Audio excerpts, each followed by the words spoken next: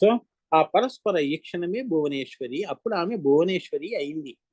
అంటే గర్భవతి అయింది అని అనుకోండి అమ్మా. అంటే కడుపులో పెట్టుకునే ఉన్నది, ఈ భువనాలు కడుపులో పెట్టుకుని ఉన్నది. నవావరణ రావాలి, అండపిండ బ్రహ్మాండాలు బయటికి రావాలి అని అర్థం. భువనేశ్వరి అంటే అది. ఈక్షత, కామ, తప, సంకల్ప అని 4 దశలు ఉంటాయి అమ్మా. ఒక సృష్టి చేయాలంటే ఏమేమి ఉంటాయి? ఈక్షత అంటే ఇగో, ఈక్షత అంతేగా. ఇప్పుడు మీ పెళ్ళిళ్ళు ఎలా జరిగాయి?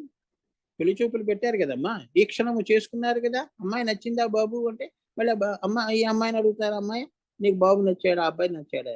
ఈక్షత. తర్వాత కామహ, అమ్మో ఈ భార్య, ఈ అమ్మాయి నాకు భార్యగా రావాలి అనే కోరిక. అలానే తపహ, అమ్మో ఎప్పుడు ఎప్పుడు ఎప్పుడు పెళ్ళి అవుతుంది అనే తప్పించిపోవటం. ఒకరినొకరు పెళ్ళి, ఇంకా ఎప్పుడో అక్టోబర్లో పెళ్ళి అంటే వీళ్ళు ఇప్పటి నుంచే తిరుగుతూ ఉంటారు. అంటే ఫిక్స్ అయిపోయిందిగా, తాంబూలాలు పుచ్చుకున్నారుగా. తపహ, సంకల్ప, ఇద్దరు భార్యాభర్తలుగా సంకల్పము చేశారు అని 4 దశలు ఉంటాయి. అంటే ఈ సృష్టి రావాలి అంటే అంతే కదా. మనకి పిల్లలు పుట్టాలి అంటే మరి ఇన్ని జరుగుతూనే కదా ఇప్పుడు కదా మనం పిల్లలతో ఉన్నాం. అవునా? అలా మీరు మీ జీవితాన్ని పైన కూడా శ్రీ విద్యలో పెడితే శ్రీ విద్యలోంచి శ్రీ విద్యను దర్శనం చేయండి. సూర్యుడిని డైరెక్ట్ గా చూడాలి అంటే కష్టము. అర్థమైందా? కూలింగ్ గ్లాసులు పెట్టుకొని చూడాలి. మాయని మాయతోనే ఛేదించాలి అని. చిన్నపిల్లల్ని అలానే మభ్య పెడతాం కదమ్మా. చిన్నపిల్లల్ని ఏం చేస్తాం మనం? నువ్వు నా మాట వింటే నీకు చాక్లెట్ ఇస్తాను అంటాం. మాయని మాయతో మాయపుచ్చుతాం. వాడు ఏంటి, మాయలో పడతాడు, బుద్ధిగా నీ ముందు కూర్చుంటాడు అల్లరి చేయకుండా. అలా శ్రీ విద్యని చిన్నగా నేను అర్థం చేసేసుకుంటాను, చిన్నగా నేను మణిదీపం గురించి అలా నీకు అర్థం అయ్యేది కాదు శ్రీ విద్య. ఇన్ని దశలు ఉంటాయి. సీతాకోక చిలుక ఎలా వస్తుంది బయటికి? లార్వల్ స్టేజ్ నుంచి. ఏమా గొంగలి పురుగు, దాన్ని ఎంత అసహించుకుంటాం. అది దశల్లో చివరికి రంగురంగులు సంతరించుకుని సీతాకోక చిలుకల, అవునా, నీ భుజం మీద వాళ్తుంది. అప్పుడు ఎంత ఆనందంగా ఉంటుంది. అది చెప్తున్నాడు, దశలు ఉంటాయి నాన్న. మంత్రాల్లో లేవు? బాలామంత్ర, పంచదశి, షోడశి, మహాషోడశి.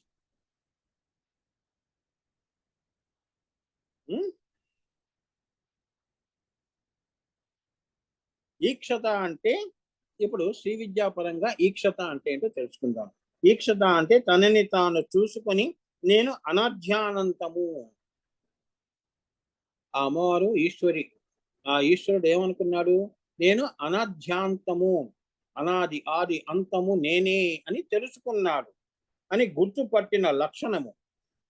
నేను ఉన్నాను అన్న జ్ఞానాన్ని ముందుకు తీసుకొని పోవుట ఈక్ష.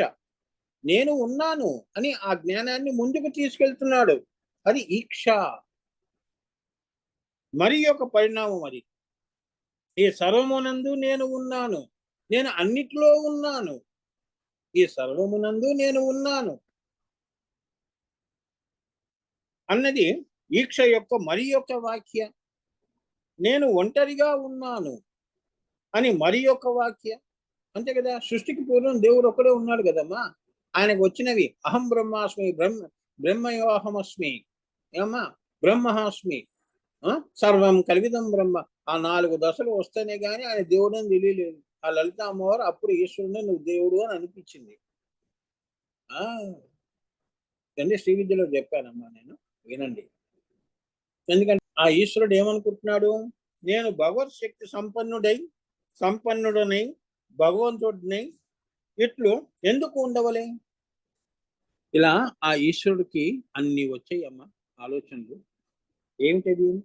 ఈ సర్వమునందు నేను ఉన్నాను ఏమ్మా, నేను అనధ్యానంతము, నేను ఉన్నాను, ఈ సర్వమునందు నేను ఉన్నాను, నేను ఒంటరిగా ఉన్నాను అని మరి ఒక వాక్య. నేను భగవత్ శక్తి అంటే షడైశ్వర్యములు ఉన్నాయి. అంటే సృష్టి స్థితి లయ తిరోధాన వమనాలన్నీ కూడా చేతిలో పెట్టుకొని అని మరి ఒక ఈక్ష, అంటే మరొక ఆలోచన.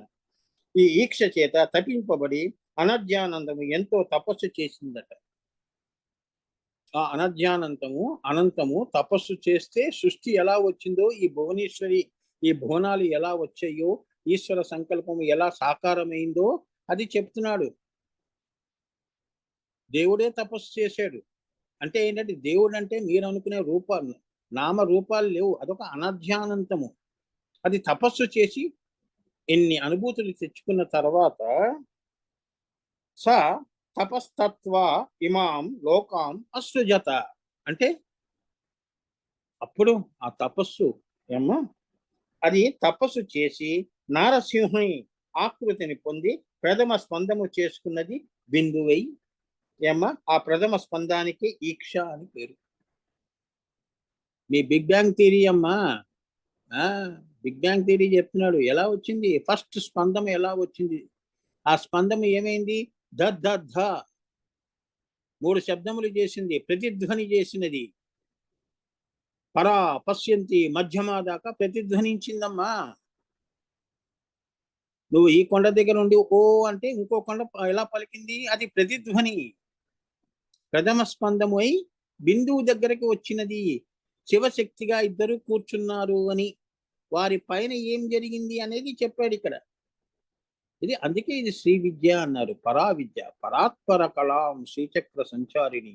ఇదంతా నేను ఇన్ డీటెయిల్డ్ గా శ్రీ విద్య, అలానే లలితా సహస్రనామంలో కూడా అంతర్గత రహస్యాల్లో చాలా విశదీకరించి నేను చెప్పానమ్మా. ఇక్కడ ఏంటంటే మంత్రగణంలో ఇంకా మనం మళ్ళీ పైకి మళ్ళీ ఎన్నిసార్లు చెప్తాం, ఆల్రెడీ చెప్పేశాను. సో ఒక్కసారి మీరు మళ్ళీ revert back and listen my lecture, then you will come to know. ఏమ్మా అసృజత అది తపస్సు చేసి నారసింహ ఆకృతిని పొంది ప్రథమ స్పందము చేసుకున్నది బిందువై.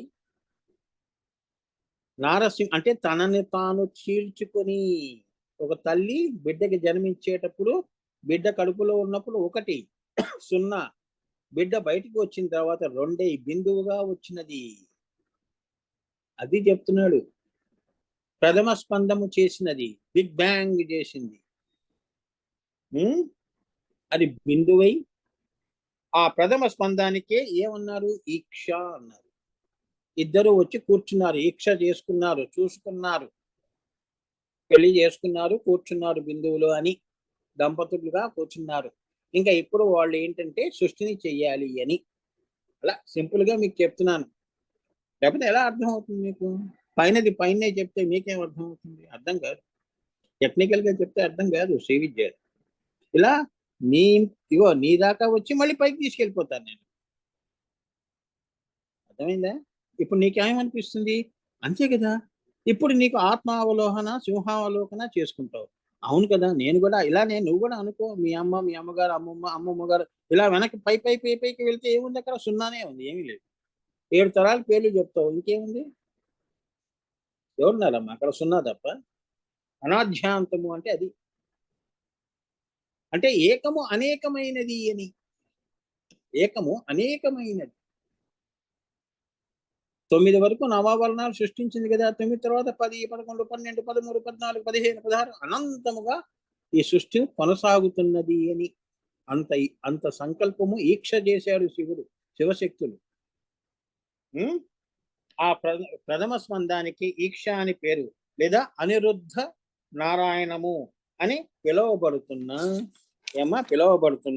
4వ వంతు అనంతము పైనే మాత్రమే తన ఈక్షని ప్రసరింపజేసి మిగిలినదంతా నిరీక్షణము చేసింది. అంటే ఇక్కడ ఏం చేసింది అమ్మవారు? అనంతం అంతా ఉందమ్మా. అనంతానంతా సృష్టిగా తీసుకురాలేదు. 0 ఉందనుకో, అందులో పావు వంతు ఒకటి తీసింది. రూపాయిలో పావలానే ఈ సృష్టిగా చేసినది అని చెప్తున్నారు. అర్థమైందా? 75 పైసలు, 75% అంతా కూడా అనంతంగానే ఉంది. అందుకే మనం కింద నుంచి పైకి చూసామంటే అబ్బో ఆకాశానికి అనంతం ఉంది అంటున్నాం. ఈ ఆకాశం కాదు, భూతాకాశం, ఇంకా పైకి వెళ్తే. సో 4వ వంతే చేసినది. ఇదే మనకి ఆశ్చర్యాన్ని కొలుపుతుంది. చూడండి అమ్మవారి శక్తి ఏంటో. అదే పరాశక్తి అంటే, ఆది పరాశక్తి అమ్మా.